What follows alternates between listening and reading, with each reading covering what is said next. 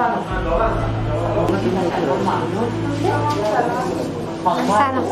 از بنده خوندن نامی صبح صاحب شما صحبت کنید با مشکلاتتون که بستری بودین چطور بودین تو همین اینجا بستری بودین با از اینجا از رسیدگی فرانسوی راضی الان 5 روز میشه.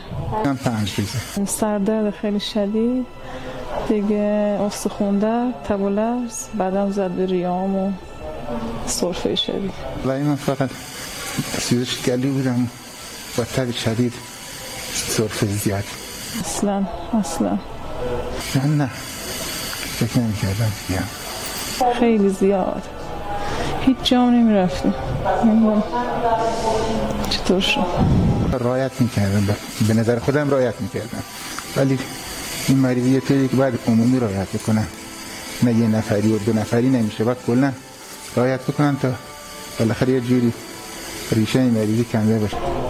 فقط میخوام خیلی مواظب باشن که این مریضی رو نگیرن. خیلی بده، وحشتناک، خیلی. این پروتکل بهداشتی رو رعایت کنن، با ماسک بگردن، دست ندن، یعنی حتی تو خونه هاشون اگه باشه با ماسک باشن، تو خونه خودشون هم که باشن. جمعیت الحمدلله توی ریستای ما همه 5-6 نفری هستن دیگه، خانواده 2 نفری ما نداریم.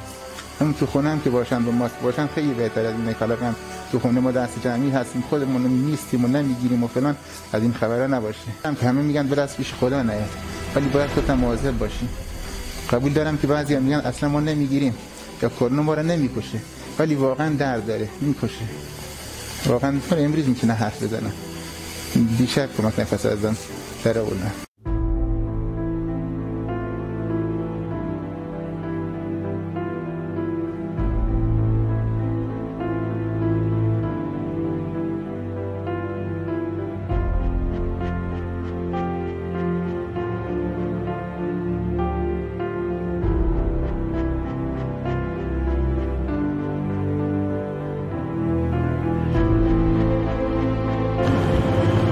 یعنی من خدا که مثلا خودش از قوم خونده اگه مثلا ما اونجا مشکل ما همین مردم با ازشون که همین ماسک زدن ساده 85% قول دادن که از بار بیمارستان اصلا مریضی کمه.